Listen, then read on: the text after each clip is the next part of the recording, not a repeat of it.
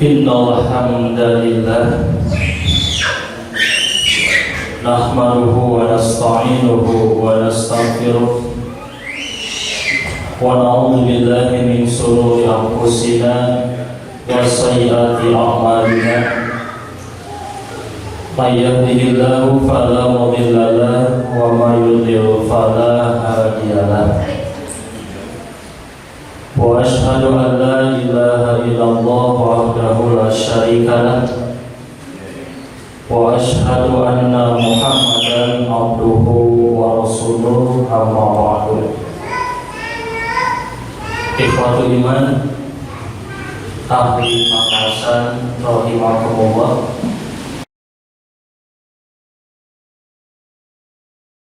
Pada saat ini kita masih diberikan kesempatan oleh Allah untuk melaksanakan salah satu kewajiban kita, yaitu tolabul ilmi. Mudah-mudahan segala aktivitas kita ada dalam ridho Allah Subhanahu wa Ta'ala. Ikhwatul iman rahimakumullah, insyaallah pada kesempatan pengajian sekarang akan dibahas sedikit tentang makna tafsir dari Quran surat Ar-Rum ayat ke-41.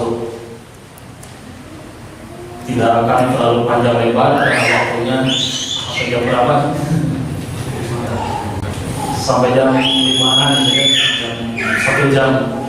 Jadinya 1 jam nggak akan cukup kalau dibahas tentang seluruh tafsirnya. Di dalam Ar-Rum ayat 41, ayat yang sudah tidak asing di telinga kita, Allah Subhanahu wa Ta'ala berfirman, A'udzu billahi minasyaitonir rajim. Zaharal fasadu fil barri wal bahri bima kasabat aydin nas. Al-ayat. Zaharal fasadu, telah nampak kerusakan fil barri wal bahri, baik yang ada di lautan ataupun di daratan. Disebabkan oleh siapa? Bima kasabat aydin nas, disebabkan oleh tangan-tangan atau perbuatan manusia. Di dalam beberapa tafsir, fasad diartikan rusak.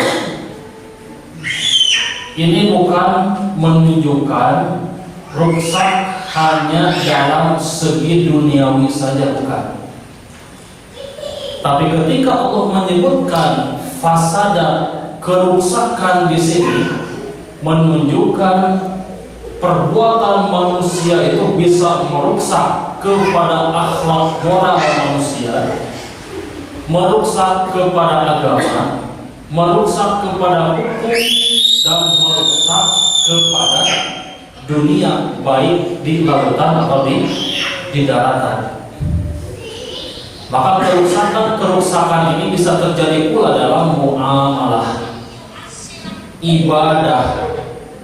Muamalah atau ibadah itu bisa rusak dengan perbuatan manusia. Para mufassir di sana menjelaskan, ketika adanya hukum atau ibadah yang rusak oleh perbuatan manusia, itu disebabkan liqillatil ilmi, disebabkan kurangnya ilmu. Jadi ilmu kurang, pengetahuan kurang, otomatis ketika ilmu kurang, pemahaman pun akan kurang. Lebih bahaya lagi, pemahaman kurang, ilmu kurang, orang ini diangkat menjadi seorang pemimpin. Maka ketika diangkat menjadi pemimpin, otomatis termasuk kepada pemimpin yang bodoh. Setelah diangkat menjadi pemimpin, kemudian diminta fatwa, diminta pendapat terhadap orang tersebut. karena kurangnya ilmu otomatis fatwa yang dijawab oleh orang tersebut apakah dari kurang sunnah atau bukan?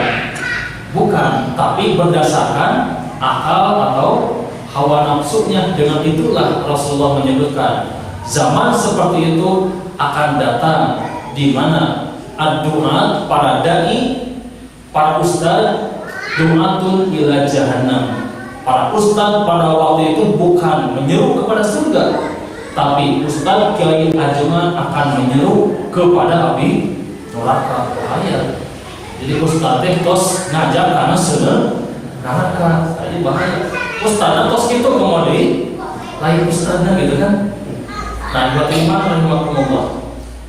Maka dengan itu kita harus paham dulu metode apa yang Rasulullah SAW gunakan agar tidak terjadi kerusakan. Maka diantaranya Rasulullah SAW menanamkan 3 metode di dalam berdakwahnya.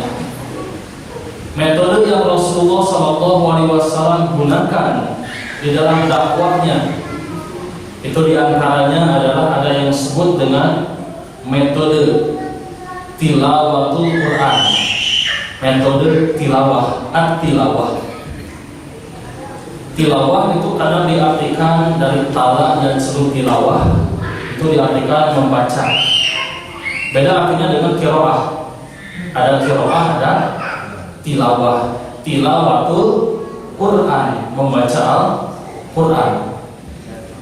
Disebut tilawah, tala dan seluruh tilawah itu artinya bukan hanya membaca. Jadi tilawah itu membaca, memahami, kemudian mengamalkan. Itu makna dari tilawah. Jadi bukan hanya membaca Al-Quran, tapi orang tersebut membaca, menerjemahkan, memahami, kemudian mengamalkan. Inilah poin pertama yang Rasulullah SAW gunakan, yaitu dengan metode tilawah. Dengan metode tilawah ada beberapa ayat yang menunjukkan bahwa tilawatul Quran, membaca, memahami dan mengamalkan Al-Quran itu merupakan makhraj. Makhraj itu adalah solusi jalan keluar bagi setiap permasalahan. Makanya di dalam rumah tangga ada istilah sakinah, mawadah, warahmah. Mungkin tidak kita bisa sakinah, mawadah, warahmah tanpa baca Al-Quran, mungkin tidak? Tidak mungkin. Contohnya begini, ketika kita berdoa atau kita mendoakan pengantin, mudah-mudahan jantan keluarga sakinah, mawadah, warahmah. Kita sering berdoakan seperti itu, padahal kita jangan lupa ayat itu menerangkan ayat yang sebelumnya, wamin ayatihi, gitu kan?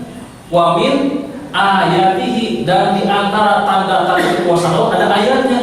Dan di antara ayat-ayat Allah menyatukan, gitu kan? Allah menciptakan manusia dari sejenismu, kemudian Allah menyatukan, mudah-mudahan menjadi keluarga yang mawaddah warahmah. Ini ada ayatnya, jangan dilupakan. Artinya keluarga atau manusia tidak akan merasakan hidup tentram, nyaman, selamat tanpa menggunakan ayat Al-Quran. Makanya jangan lupa wamin ayat ininya.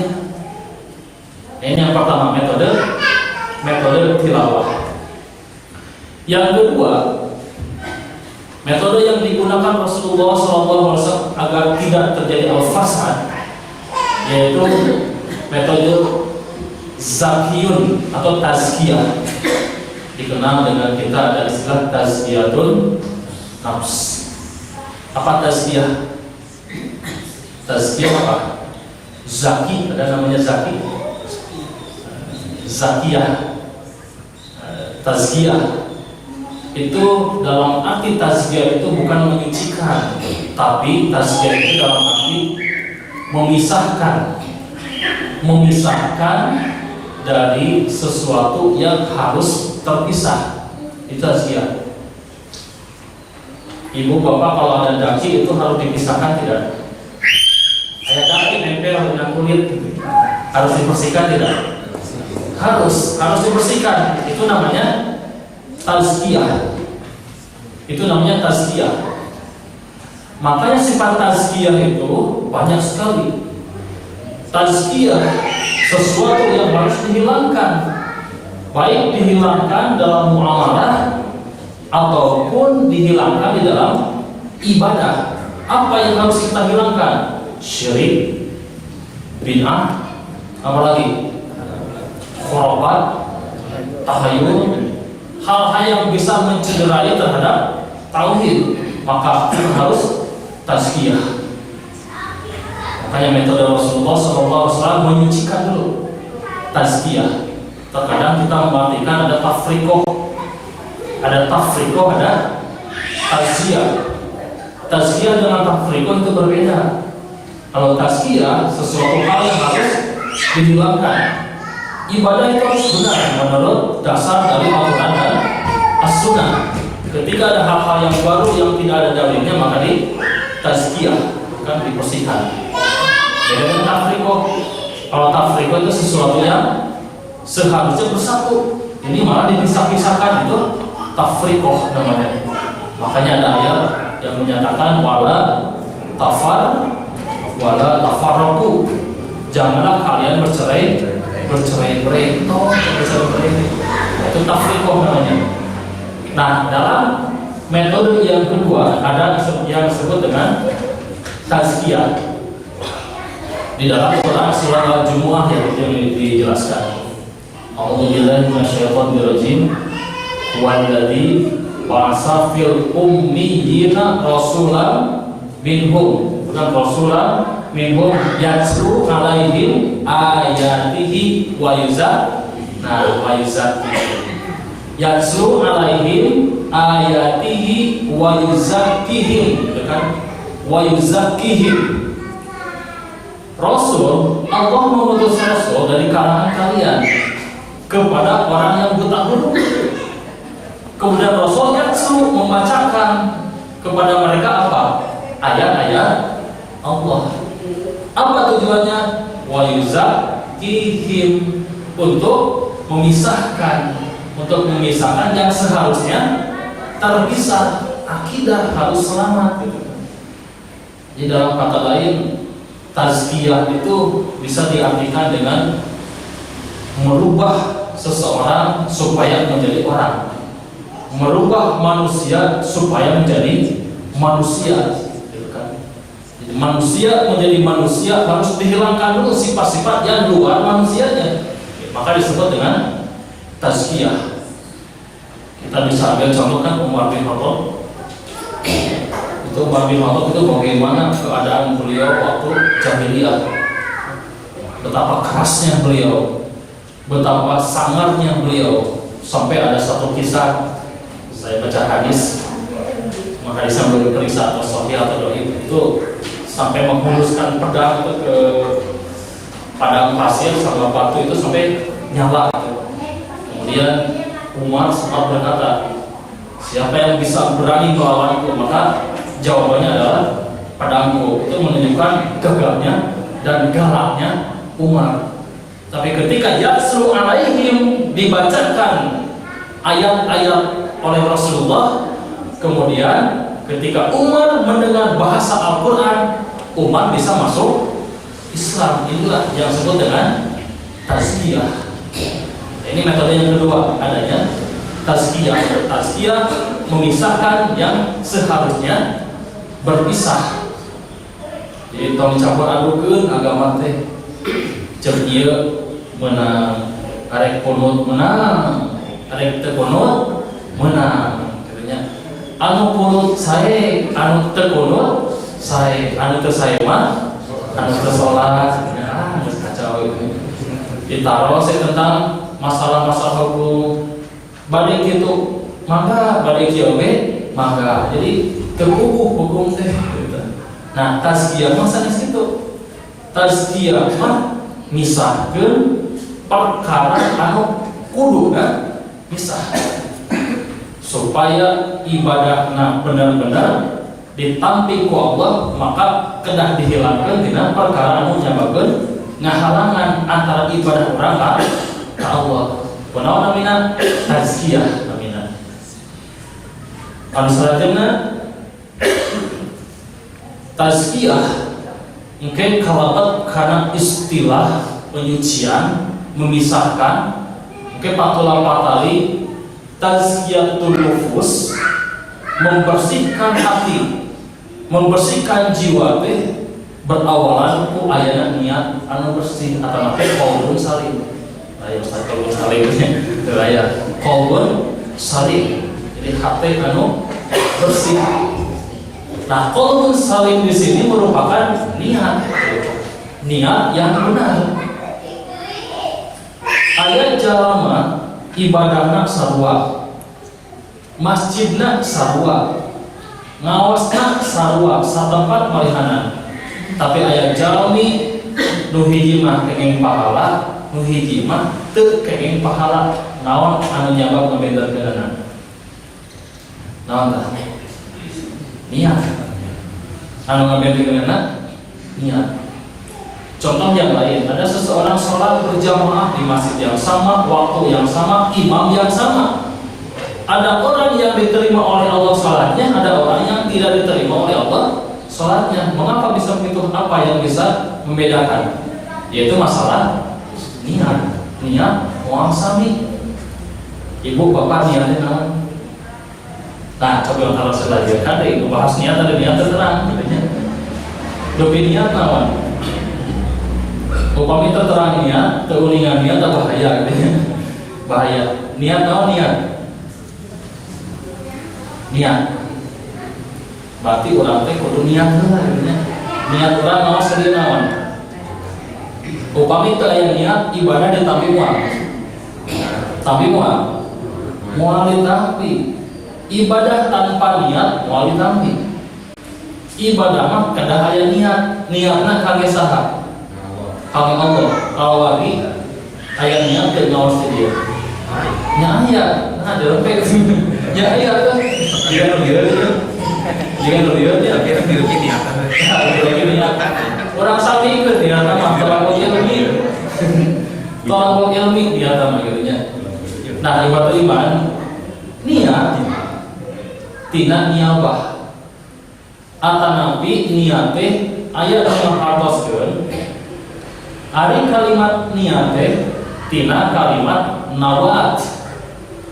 Hatos nawat teh nyaeta biji-bijian atanapi nawat teh binih. Dihatoskeun nawat atau biji-bijian atau benih. Jadi niat merupakan benih yang bisa menjadikan bagus atau tidaknya suatu tumbuhan, gitu kan? Itu adalah niat. Jadi ketika niat seseorang bagus, niat seseorang baik akan menumbuhkan hasil yang baik pula. Sebab benihnya bagus. Pohon bisa bagus jika benihnya bagus. Manusia bisa dikatakan manusia bagus apabila niatnya bagus. Maka di sini niat disebut dengan benih. Dengan begitu Rasulullah SAW beliau pernah mengungkapkan kuatnya seorang mukmin itu ketika benihnya atau pondasinya kuat. Seperti kuatnya pohon kurma itu ketika diumpamakan dengan pohon. Bagaimana pohon kurma kuat tidak? Kuat sekali. Yang kedua, Rasulullah menyatakan apabila an-niyabah atau nawat atau niat seseorang menjadi kuat, maka orang ini akan seperti kanahlah seperti apa itu madu itu apa? Lebah kan? Orang mukmin seperti lebah. Apa ciri lebah? Nah, Rasulullah SAW menjelaskan Lebah itu selalu diam di tempat yang baik.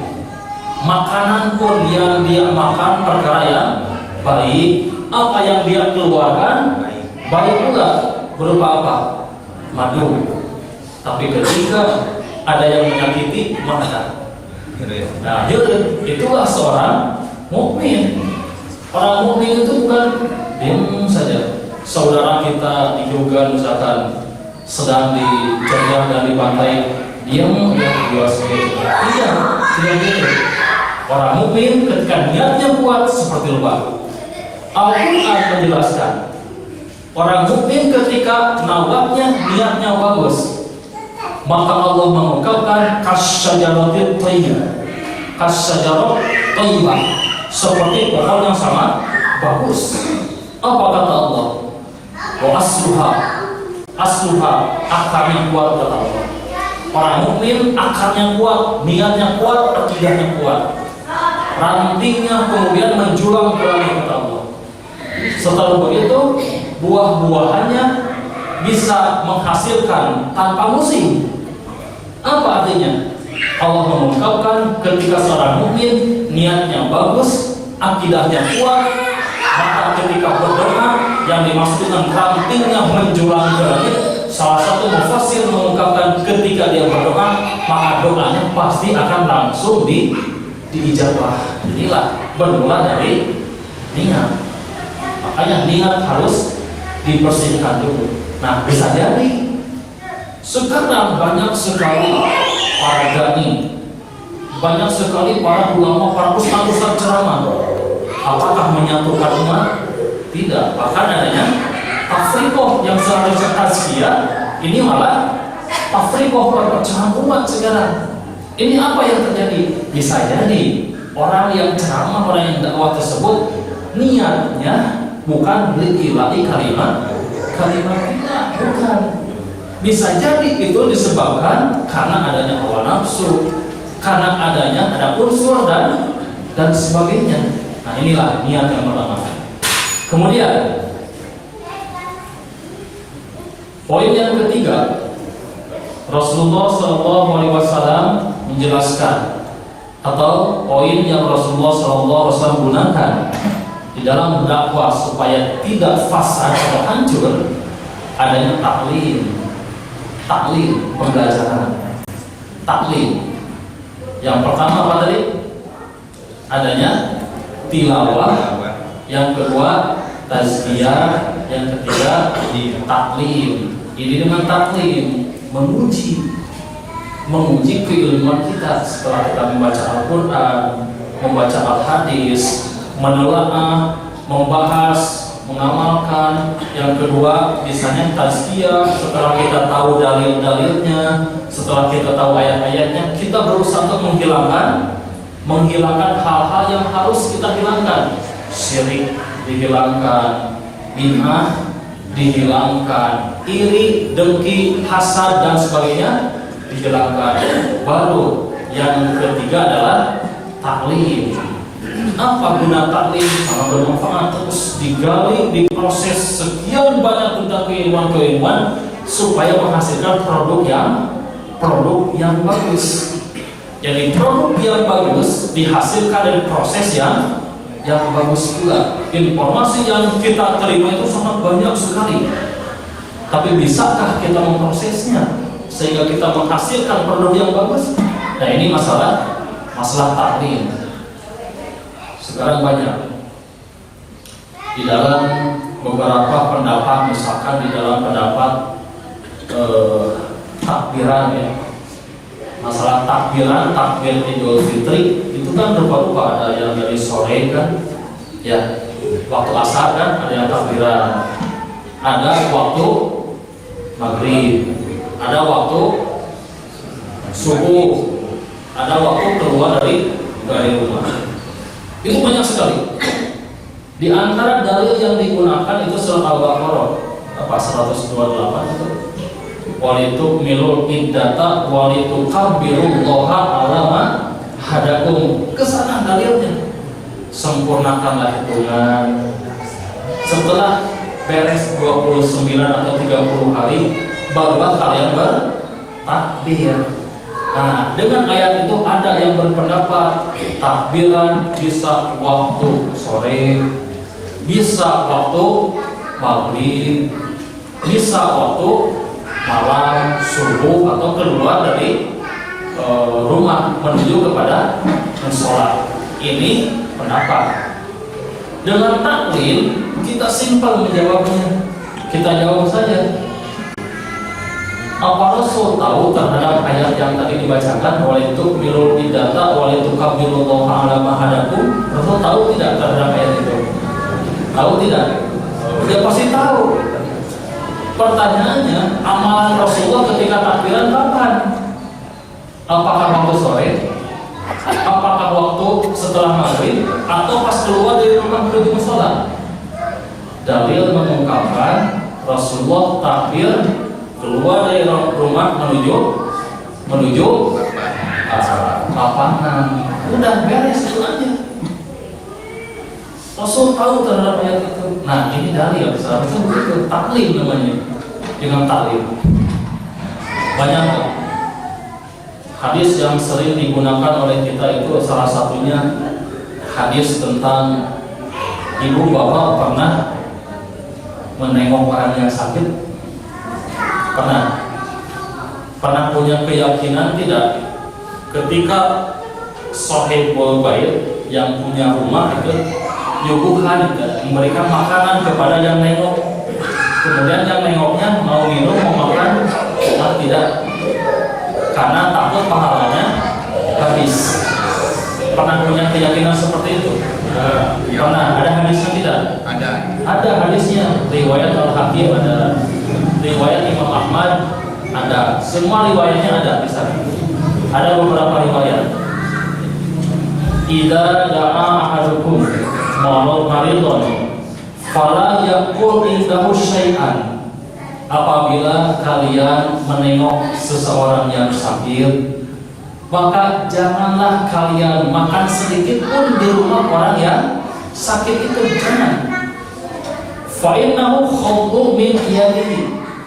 Sebab pahalanya itu, sebab pahala bisa habis ketika kita makan dari apa yang disuguhkan oleh orang yang sakit tersebut. Jadi kalau kita makan dari apa yang disuguhkan oleh orang yang sakit, berarti pahala kita akan habis. Itu hadisnya.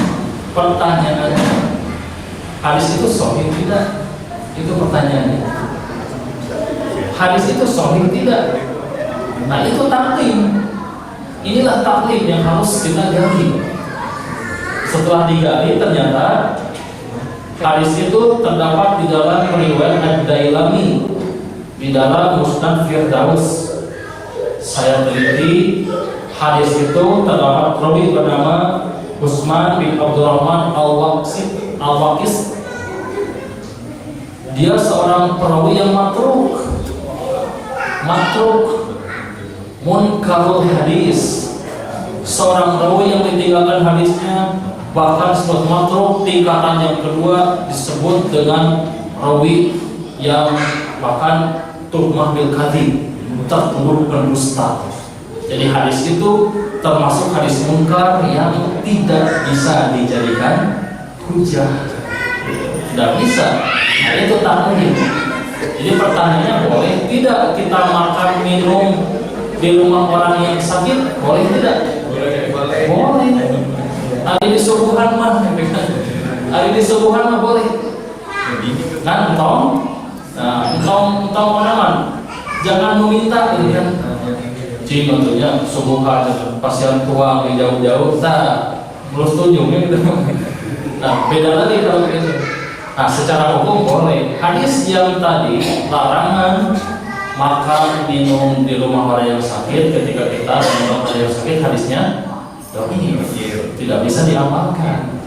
Dan ini masih banyak sekali orang yang mengamalkan hadis tersebut. Kenapa?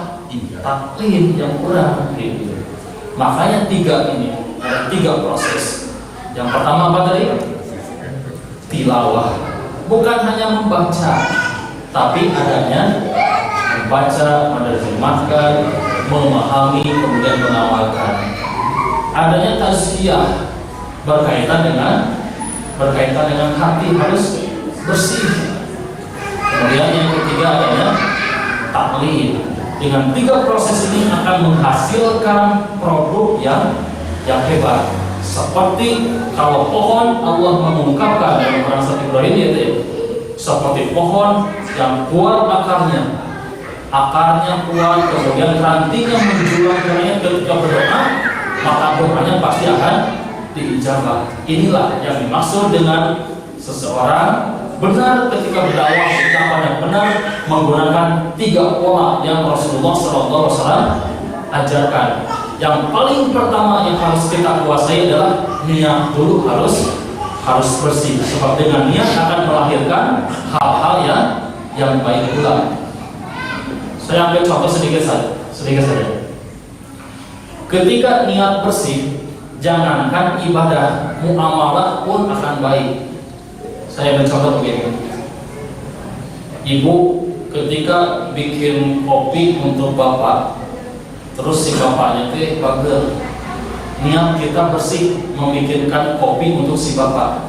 Bagaimana rasa kopi tersebut? Bapak enak enggak? Pasti enak. Kenapa? Sebab niatnya sudah bagus. Niatnya sudah bagus. Ketika seorang ibu membuatkan kopi untuk istrinya, tapi ketika niatnya sudah beda, rasa kopi pun akan berbeda. Ya tidak bab kopi gitu. Dalam bab kopi pun akan berbeda, apalagi terhadap masalah nilai ibadah. Nah, sama. Bisa jadi niat sudah jelek pun seorang bapak minta dibikinin kopi kepada istrinya. Niatnya sebenarnya bukan ingin kopinya niatnya, tapi niat si bapak itu sebenarnya ingin memerintahkan istrinya membuat kopi, sebab istrinya tidak bisa membuat kopi. Maksudnya ketika istri salah membuat kopi, ini bisa jadi alasan buat seorang suami untuk minta istri yang baru. Gara-gara kopi minta istri yang baru. Nah, buat minta istri yang baru, niatnya sudah beda. Niat sudah beda. Kenapa niat sudah beda? Contoh bisa jadi kopi, itu bisa jadi kopi. Jadi gara-gara kopi. Nah, jadi yang pertama di sini harus diluruskan dalam permasalahan niat. Jadi niat yang bersih akan menghasilkan hal-hal yang bersih. Kemudian para ulama mufasir menjelaskan di dalam beberapa tafsir panjang sekali. Saya akan menjelaskan satu hadis saja, tapi hadis pun kayaknya tidak akan tamat, ini terlalu banyak. Di dalam Quran surat Ar-Rum tadi, Zuhrul Fasad, kerusakan ini ditafsirkan oleh hadis yang diriwayatkan oleh Imam At-Tirmidzi yang diterima oleh Ali bin Abi Thalib. Di sana disebutkan beberapa faktor kerusakan. Nyimpang sedikit, hadis yang akan saya bacakan ini hadisnya statusnya dhaif. Tapi di dalam ilmu hadis ada 2 hal hadis dhaif bisa diamalkan secara lafziah. Sekali lagi, hadis dhaif bisa diamalkan secara lafaz, secara makna itu ada 2 syarat. Yang pertama, hadis dhaif bisa diamalkan secara maknawi itu ketika dalam penafsiran Al-Quran. Makanya jangan aneh. Ada yang pernah baca tafsir Ibnu Katsir? Pernah? Banyak hadis dhaif di sana? Banyak. Sepakat para ulama hadis dhaif bisa digunakan dalam penafsiran Al-Quran, penafsiran ayat Al-Quran. Ini satu. Yang kedua, hadis dhaif bisa digunakan di dalam bab tentang sejarah. Itu 2. Jadi 2. Kalau hadis dhaif di dalam hukum bisa digunakan tidak? Bisa tidak? Tidak bisa. Itu bahaya artinya. Kita tadi lihat nukur kan itu hadisnya ya masalah pun subuh. Nah, seperti itu. Nah, jadi hadis yang dhaif bisa digunakan di dalam tafsir. Hadis ini pun nanti ada hadis-hadis yang lainnya sebagai penguat hadis Imam Bukhari dan yang lainnya. Di sana disebutkan hadis dari Ali bin Abi Thalib. Rasulullah pernah menyatakan, akan terjadi kehancuran kepada umat manusia di zaman yang akan datang ketika terjadi 15 perkara. Jadi ada 15 hal. Kalau 15 hal ini salah satunya, apalagi semuanya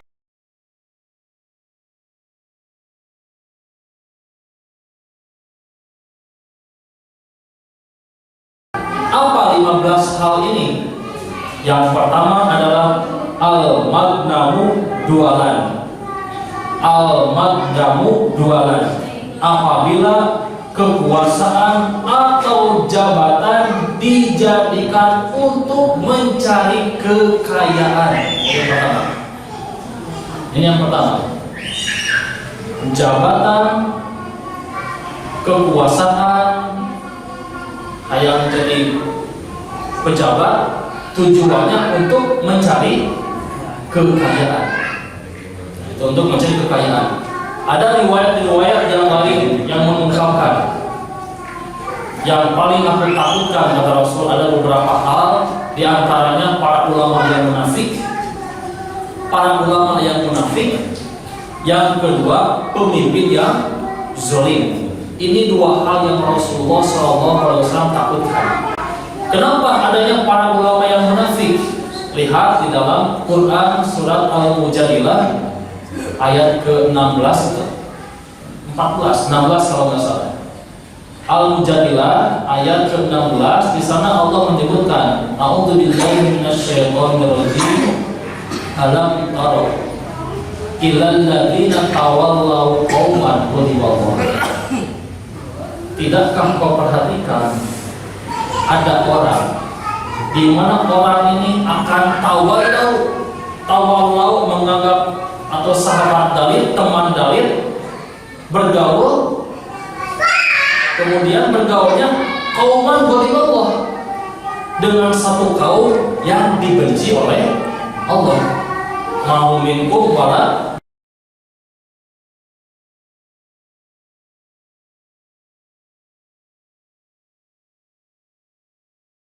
ada kelompok umat Islam. Umat Islam ini bergabung dengan orang-orang yang dibenci oleh Allah, bergabung membela terhadap orang kafir.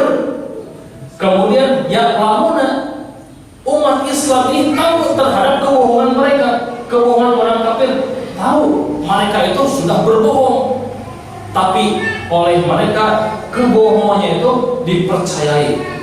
Kemudian setelah bergabung dengan orang-orang kafir, orang Islam ini malahan memusuhi umat Islam. Akan ada kelompok seperti itu.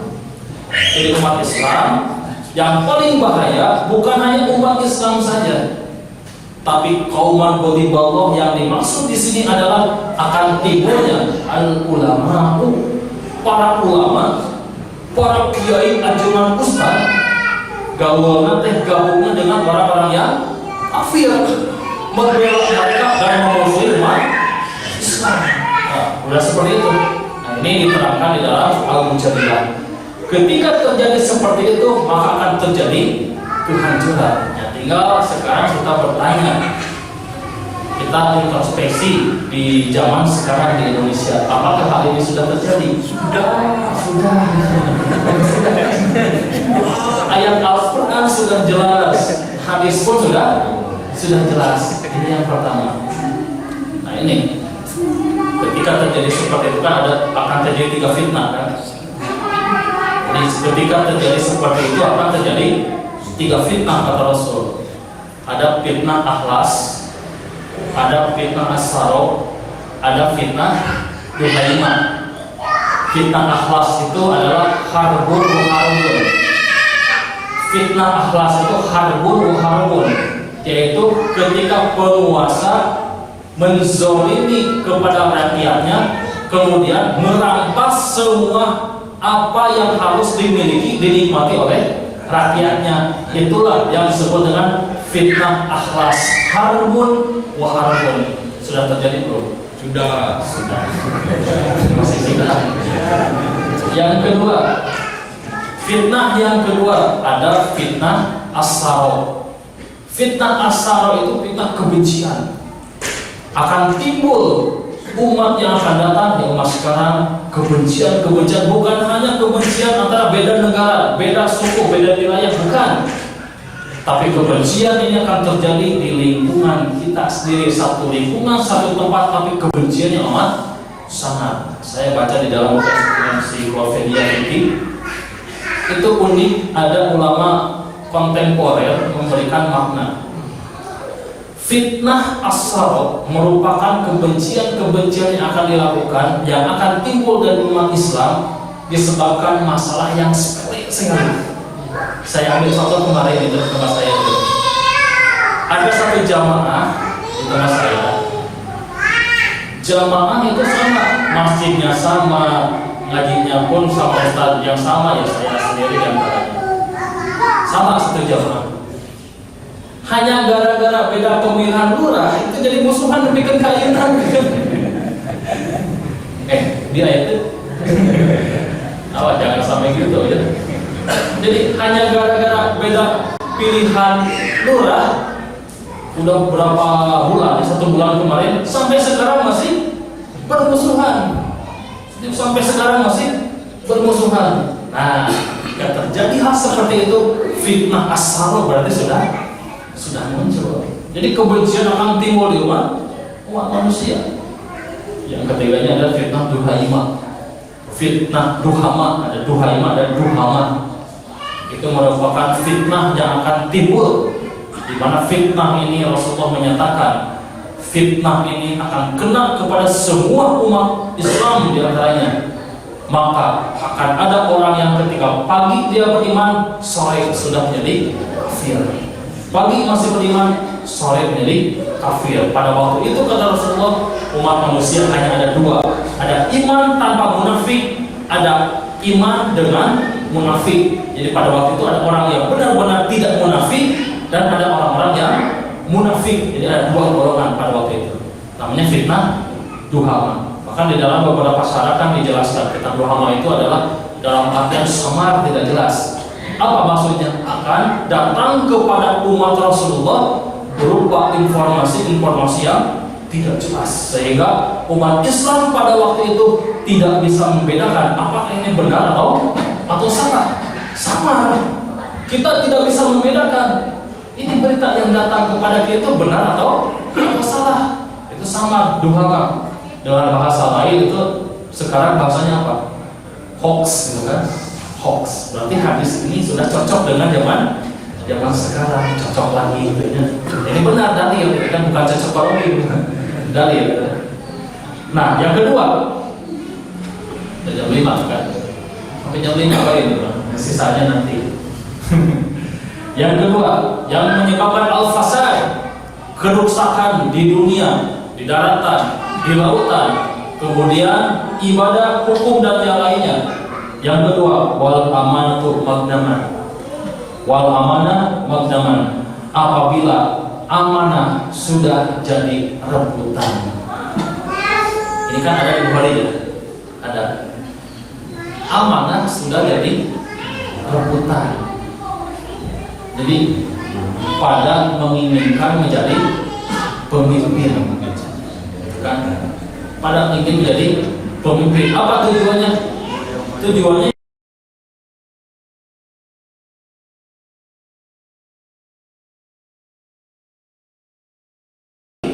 kekayaan. Jadi lurah kurang lebih 1 M, kurang lebih. Jadi lurah, makanya itu masih kan kurang. Saya pernah nanya, kamu sabar sih biaya atas keluar, saya kira langkung 1 miliar langkung 1 M. Kalau ini lurah itu tingkat desa, mobil, sawah, mau dicat. Kemudian tingkat timuran kawan, bupati, camat, bupati, apalagi tingkat presiden. Wah, pasti bakal lebih besar lagi.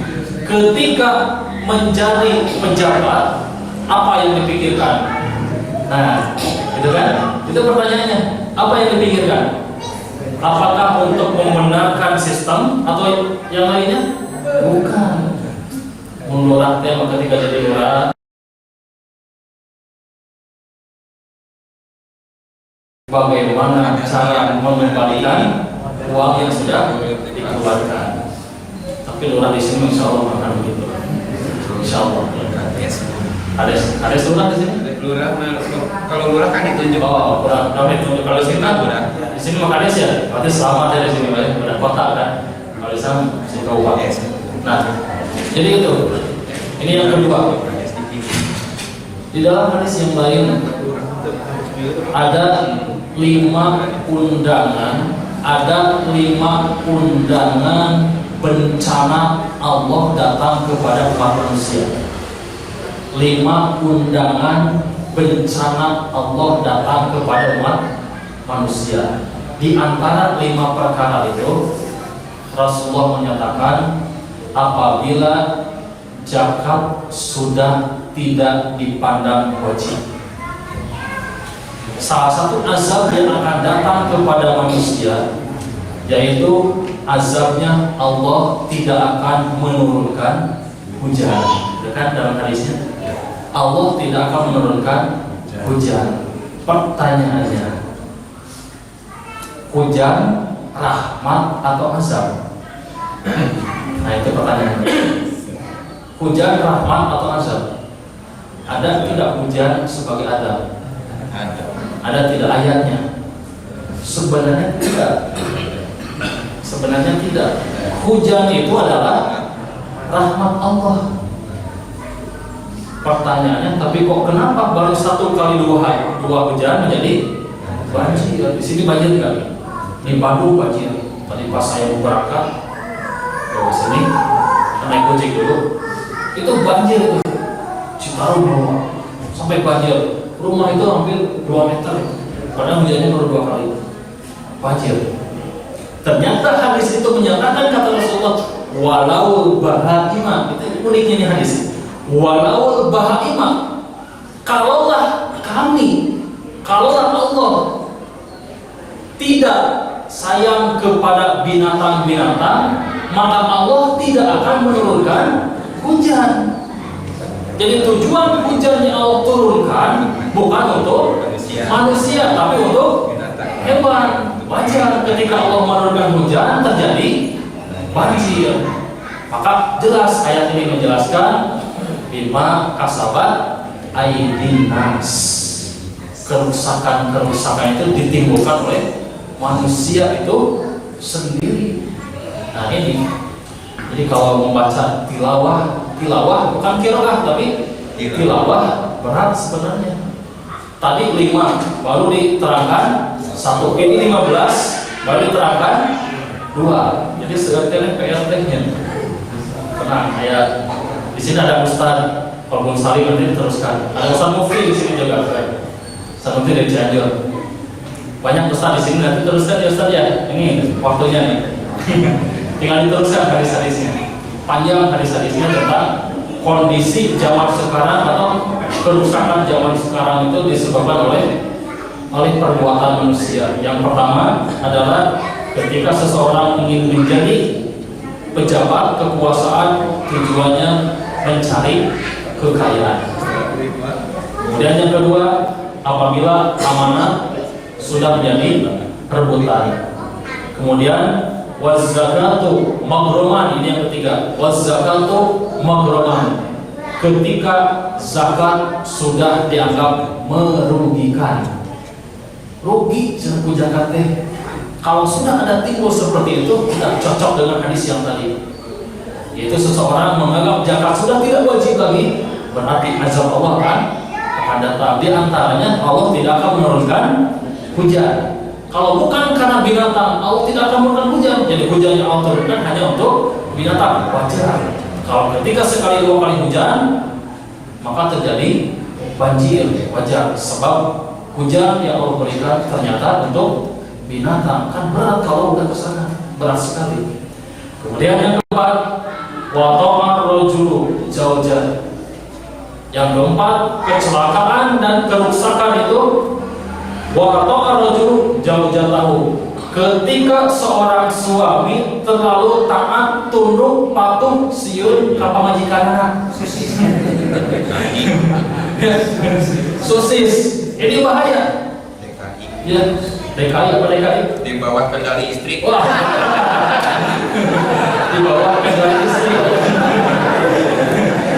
Di bawah kendali istri. Seharusnya suami kan pemimpin. Ya. Bahaya sekali kalau seorang istri sudah mengatur semuanya. Dan ini hadisnya.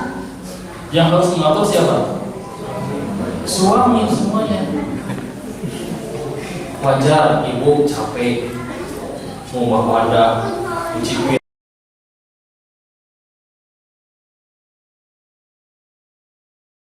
Capek tidak? Capek.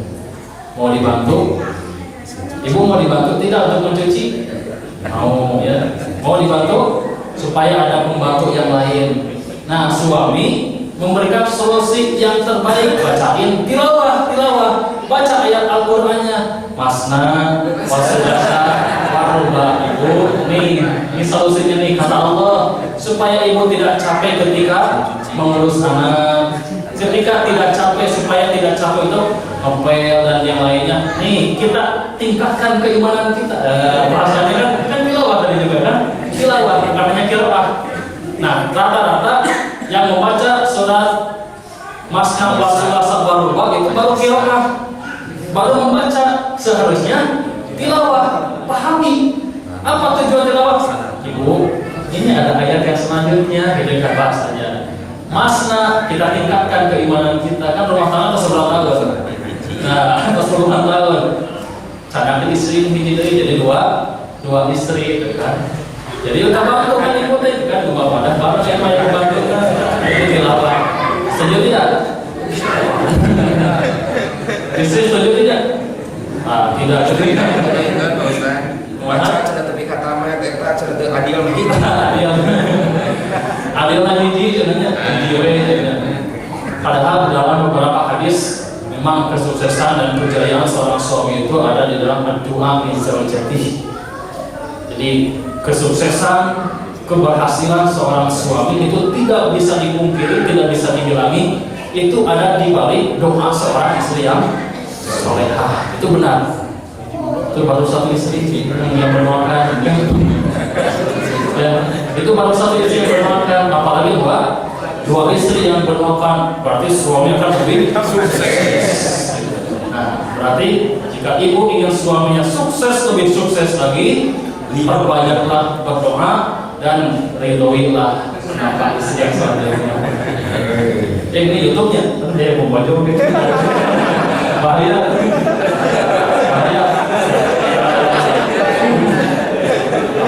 Terus kompilasi ini. Nah, bagaimana tadi deh?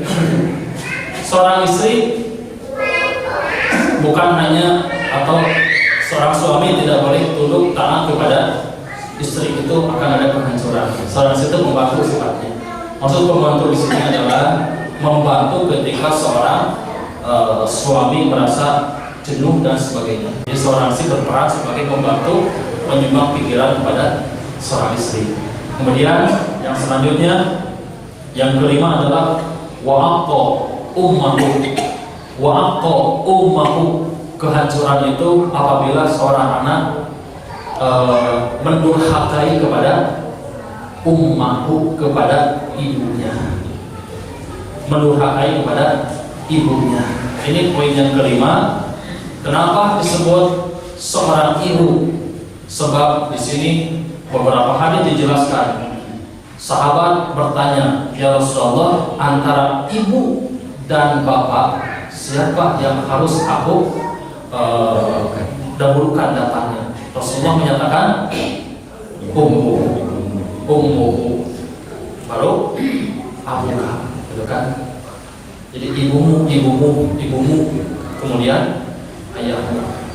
Menunjukkan kepada seorang anak itu. Tapi dalam hadis yang lain nanti poin yang keempatnya wajafa abahu. Jadi artinya seorang anak sudah durhaka kepada ibu dan bapaknya, maka akan terjadi kehancuran. Ini diantaranya tafsiran dari kalimat zaharal fasadu fil barri wal bahri bima kasabat aydin nas. Akan terjadi kehancuran baik di daratan dan di lautan disebabkan oleh tangan-tangan manusia, disebabkan oleh perbuatan-perbuatan manusia. Tafsirnya ada di dalam riwayat Imam At-Tirmidzi. Di sana ada 15 yang dijelaskan tentang kerusakan. Tadi baru 6 yang dijelaskan, yaitu diantaranya ketika terjadinya pemimpin yang zalim, kemudian adanya kepemimpinan, tapi kepemimpinan itu diburuk, diinginkan hanya untuk mencari kekayaan. Contoh realitanya banyak zaman sekarang.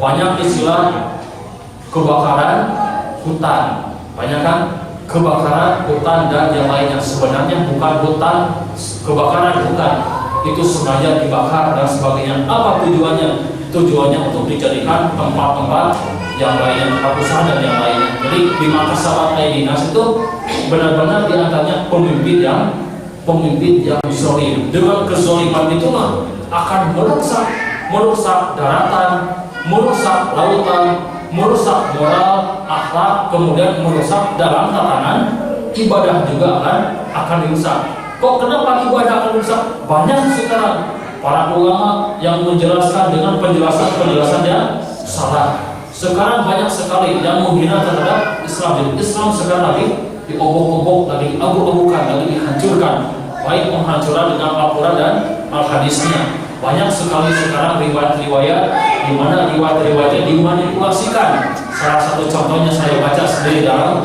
ada baligo yang sangat besar sekali. Baligo ini ada tulisan, barang siapa yang melaksanakan takbir, melaksanakan apa namanya itu? Bukan takbiran, pengajian yang besar, apa namanya? Tabligh akbar. Barang siapa yang melaksanakan tabligh akbar dalam rangka Maulid Nabi SAW, maka Allah akan membangunkan rumah istana di surga. Rawahu Al-Bukhari itu hadisnya. Riwayat Imam Al-Bukhari. Itu kan bahaya. Kenapa bahayanya? Itu tidak ada dalam Bukhari.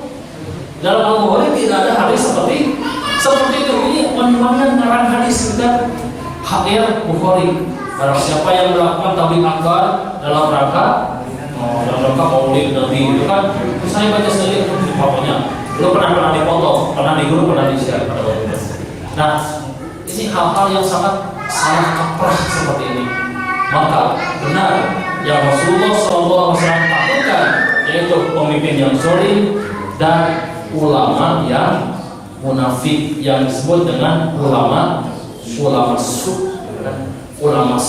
Inilah diantara tafsiran Al-Fasad.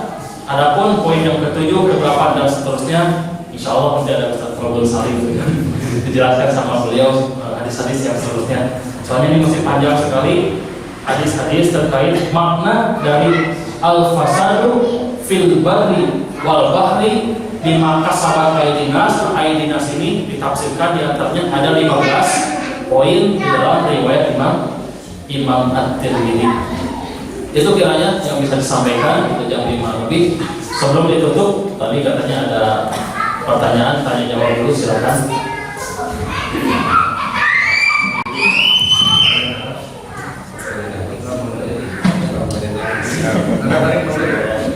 Ini masalah umur, tapi sebenarnya mayoritas menganggap kuno, sedangkan menganggap kuno minoritas. Kita harus gimana? Anu ngage kunut mayoritas, anu teu ngage kunut minoritas. Innal Islama bada'a gharibun wa sayahudu gharibun. Islam teh datangnya asalnya asing, minoritas mayoritas. Sekali lagi, Islam itu datangnya asalnya asing sekali, asing, aneh. Mayoritas minoritas. Wasaya undur goreban. Islam itu akan kembali lagi kepada asing. Minoritas mayoritas. Minoritas. Islam itu minoritas dan akan kembali kepada minoritas. Yang tidak pakai kunut minoritas ya. Itu kan tadi benar minoritas. Kata Rasul, fatuba lil ghuraba, maka berbahagialah yang minoritas. Cakapnya. Tapi berbahagialah yang tidak kunut. Yang diasingkan. Ya, berbahagia. Maka ayat ini masih ada?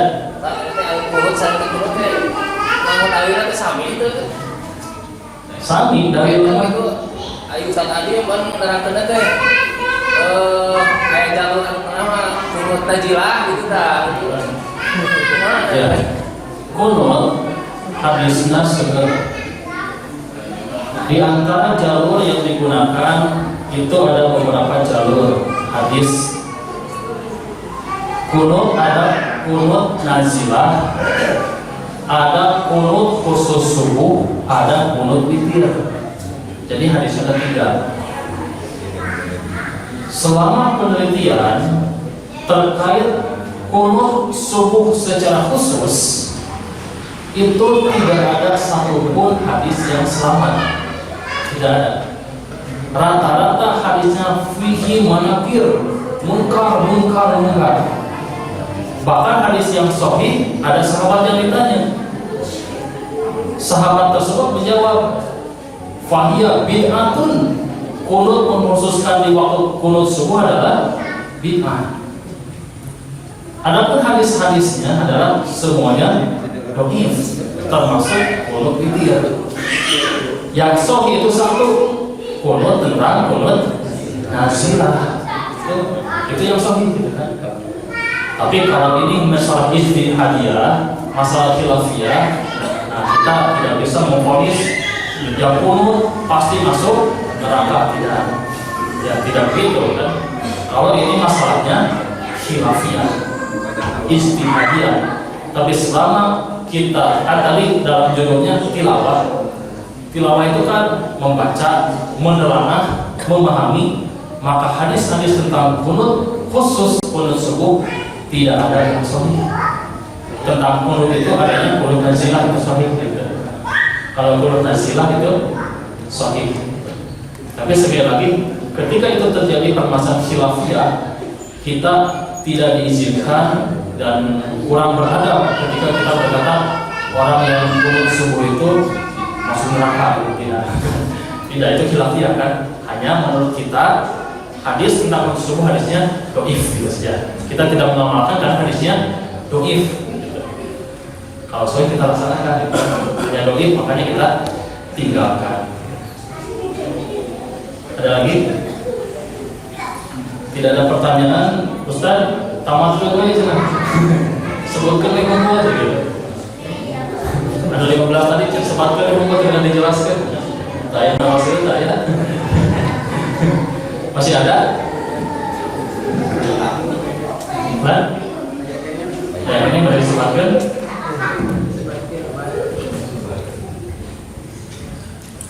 Wa aqaumuh wa warasadiqah wa jafawabah. Yang ketujuh, yang kedelapan, wa tafaqat al-aswat fil masajid. Kehancuran itu apabila suara-suara yang keras sudah dilakukan di dalam masjid, dangdutan, nyanyian, tatabuhan, pembanaan, dan yang lainnya sudah dilakukan di dalam masjid. Ya, itu ayat hadisnya. Yang ke-9-nya, wa kana zalimul qaumi azdalahum. Wa kana zalimul qaumi azdalahum.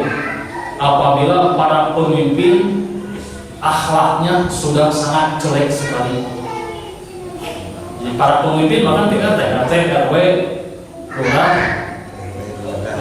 camat, bupati dan seterusnya, akhlaknya sudah jelek. Itu akan mencerminkan kerusakan. Wa akrimar rajulu makhofata syarihi. Seseorang akan menghormati orang lain itu disebabkan takut. Jadi menghormati itu disebabkan takut, bukan disebabkan adanya rasa paham. Takut kenapa? Takut karena luar biasanya kejahatannya. Jadi para pemimpin sudah jahat sekali, kita merasa takut, maka kita taat kepada pemimpin tersebut, maka akan terjadi kehancuran. Wasyuribatil khamr, akan diminumnya khamar. Ketika khamar diminum, maka akan terjadi kerusakan. Walubisal harir, walubisal harir itu ketika kekayaan sudah merata, pakaian-pakaian al-harir, pakaian-pakaian emas dan sutra itu dipakai, menunjukkan semua orang menjadi kaya. Kan di dalam hadis itu, di akhir zaman itu kan, setelah datangnya seseorang dan kehabisan menghancurkan terhadap gereja, kemudian babi, dajjal, Ya'juj Ma'juj dan yang lain dihancurkan. Kemudian pada waktu itu semua orang akan kaya, tidak ada orang yang miskin. Itu dari zaman. Jadi akhir zaman itu semua orang akan kaya. Nah, di antara kekayaan itu akan menuju kepada kehancuran. Itu maksudnya. Kemudian waktu hidat al-qainatu, waktu hidat al-qainat, apabila penyanyi dari perempuan sudah banyak sekali. Jadi banyak sekali penyanyi dari perempuan, misalkan dangdutan, jararoke dan yang lainnya kan. Nah, itu diantara datangnya kehancuran. Kemudian yang terakhir, wala ana akhiru hadhil ummah aw walaka fartaqimu ila dzalika. Apabila kaum yang akhir melaknat kaum yang awal, atau banyaknya orang-orang di umat yang terakhir melaknat kepada kaum yang awal, melaknat sahabat, melaknat nabi dan sebagainya. Jadi nabi harus digoreng, kan, dijelek-jelekin. Para sahabat itu sudah dijelek-jelekin. Hal seperti ini akan timbulnya kehancuran.